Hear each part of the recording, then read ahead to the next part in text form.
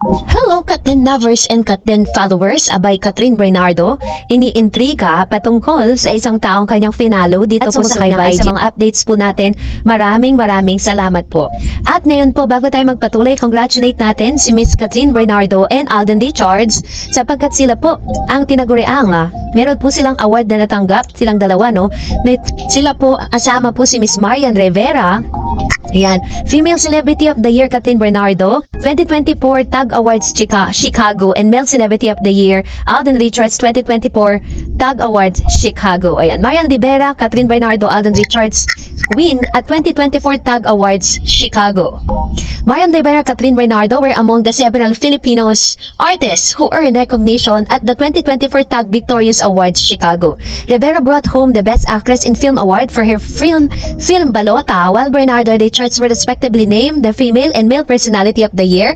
The award-giving body released the winners list via its Facebook page on Wednesday, January 15. Receiving the Best Actor and Film accolade was Thai actor Meta Win for his performance in Under Parallel Sky, which also stars Filipino actress Janela Salvador. Other notable gold champions are Barbie Portes, who won the Best Actress in Series Award of Pulang Araw, Paolo Abelino the Best Actor in Series Award for Linlang, and Bini, who emerged as the P-Pop Star of the Year. What is good thing about this one is talagang sa mga awardings mo, hindi nawawala ang pangalan ni Miss Katrin Bernardo and Alden Richards dahil sa very remarkable na ginawa po nilang movie na Hello Love Again. So talagang kahit sampung mga awards giving body, talagang na-announce at nabibigyan po ng award si Katrin at si Alden. Pero alam niyo po ba na mas marami pong na-award din itong si Miss Katrin Bernardo dahil po laman po siya ng ilang mga social media site matapos nga na si Miss Katrin Bernardo follows the 17's Ming Yu on IG fans kinilig, no? Both stars are icon in their own right. Katrin has been dominating Philippine cinema, TV for over a decade, while Ming Yu continues to shine as a part of 17 group that has sold out arenas worldwide. It's official that Katrin Bernardo and 17's Kim Ming Yu just broke the internet. The Filipino actress known for her role in hit drama like Got to Believe, The House of Us, and Too Good to Be True, and her recent box office hit Hello Love Again surprised everyone when she hit the follow button to Ming Yu Instagram account. Ming Yu, as a member of the globally renowned K-pop group 17, is no stranger to capturing heart with tracks like Hot, Don't Wanna Cry, and Super. So sa mga fan po ng mga Korean K-pop, diba? Kilala niyo po to, pero parang sa mga kat din, hindi masyado. But fans are in shock, not because of Ming Yu's fame, but because Katrin, who rarely follows anyone outside Circle and Blackpink, made this unexpected move. So while I was visiting his or her Instagram, nakita ko dito na hindi pa rin siya nakapalo kay Supremo, pero nakapalo siya kay Mr. Alden Richards. Ganon din naman si Mr. Alden Richards sa kanya. So kahit po ganon, is talagang kinakiligan na. Fans couldn't contain their excitement. One exclaimed, Katrin Bernardo following Kim Ming Yu is not in my 2025 bingo card. OMG, kinikilig ako, help, sabi ng ilan. Another pointed out the rarity of this moment, saying, huy, followed ni Katrin si Ming Yu's Instagram. If, Katrin, ang rare nito kasi bukod sa Blackpink, hindi naman ito K-pop si Tae. So, kikinig daw ang ilan sa mga fans. Some even highlighted how surprising this was, considering Katrin's usual social media preferences. Katrin is one of the biggest actress in the Philippines right now and is not really into K-pop. So that the fact that she followed Ming Yu is so wild to me. Ming Yu, you are so famous, one remark. Ayan, marami pong natuwa nung pinalaw niya. Wala naman tayo magagawa doon kung talagang gusto ni Miss Katrin Bernardo na i-follow. Instagram na yan So siya po ang magde-decide dyan. Marami lang talagang mga nagselos at marami pong tumasang kilay. Pero syempre, considering that Katrin Bernardo is one of the most popular artists here in the Philippines, tapos finalo ka ng isang Katrin Bernardo, talagang magwawala ang mga netizen pag ganun, di ba? So anyways, congratulations to Kim Ming Yu. Kung sino man to, hindi ko rin siya kilala, promise. So, iniatid ko lang sa inyo kasi baka mamaya may mga mag-issue na naman, di ba? Ano lang to, good vibes lang to per Miss Katrin kaso parang ang dami nagsiselos, ganyan-ganyan. Bakit to finalo ni Katrin? Rights niya yun, karapatan niya yun.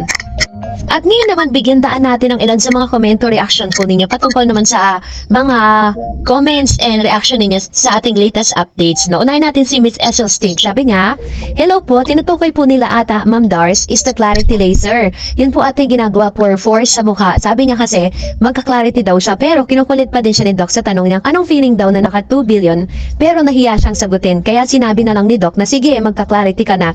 But it seems, may iba pang pakahulugan si Maha. Pag singit niya kasi, nagme-make face siya, is hindi ko lang masyadong gets ang word niya. Correct me if I'm wrong. Dinig ko sa banggit ni Ma is, kasi sa life niya, may clarity, which is, yun mo talaga yung sinabi ni Maha. The reason why nagkagulo yung mga Katden fans. No?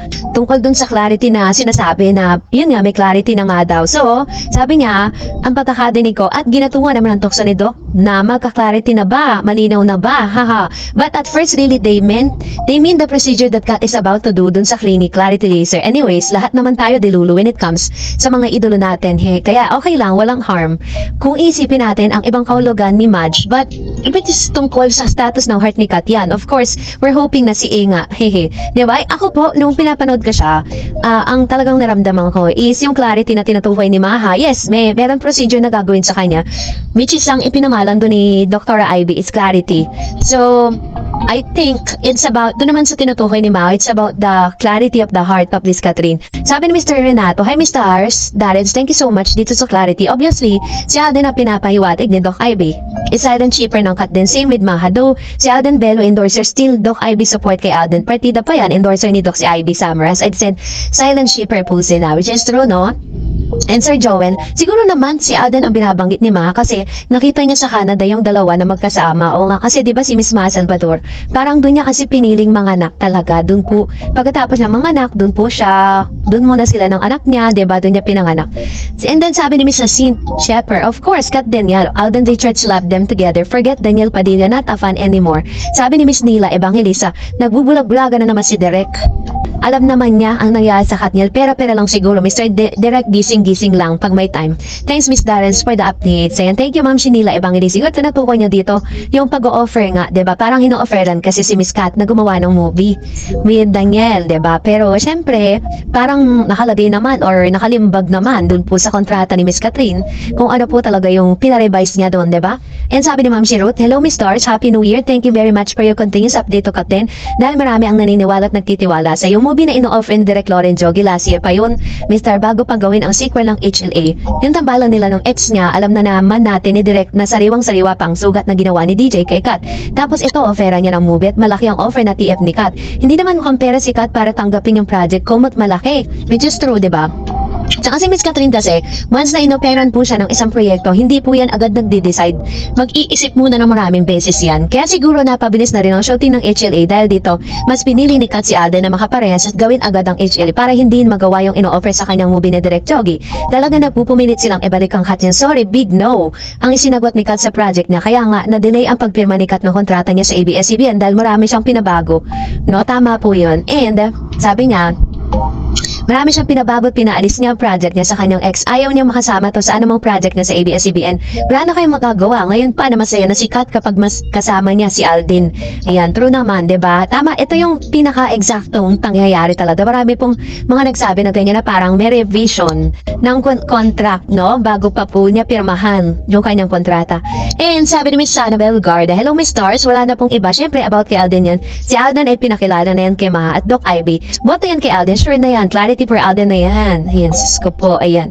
So, salamat po sa inyong mga komento and that's it for today. For more videos and updates, please don't forget to like and subscribe and please don't forget to follow my Facebook page, Darrens TV. God bless everyone!